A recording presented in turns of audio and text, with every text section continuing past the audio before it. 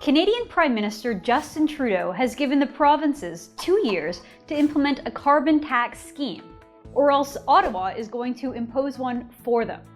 To quote Saskatchewan Premier Brad Wall, this is one of the largest national tax increases in Canadian history. So what exactly will Trudeau's tax scheme accomplish?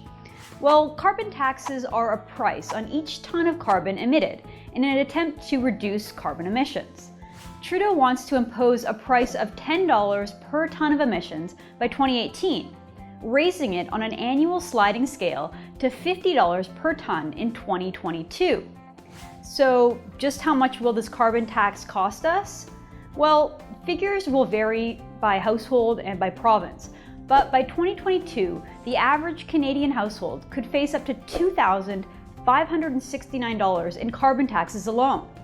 The carbon tax will hike taxes on gasoline, which leads to higher prices at the pump, making your commute and everyday activities more expensive. It will also increase the price on everything that is shipped, especially to small communities and in the north. That means higher prices on everything from grocery shopping to clothing.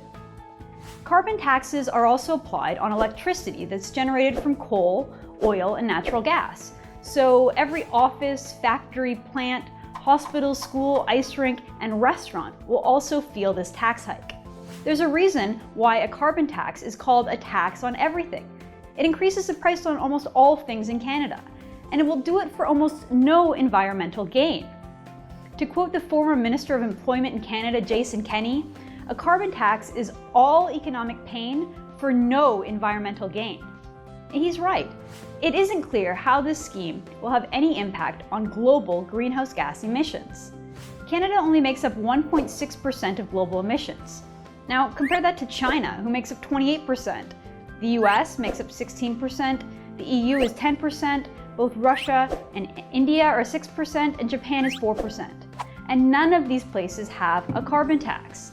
Even places that have experimented with carbon taxes have had buyer's remorse. Australia brought in a carbon tax a few years ago, and the carbon tax was so unpopular, it led to a change of government and the tax was repealed just 3 years later.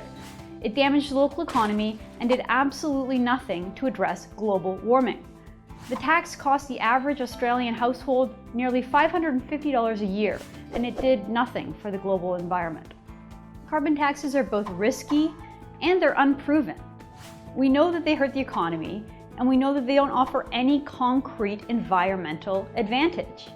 And yet, Justin Trudeau wants to roll the dice and risk our economy with a forced carbon tax. I'm Candice Malcolm for the Rebel.media.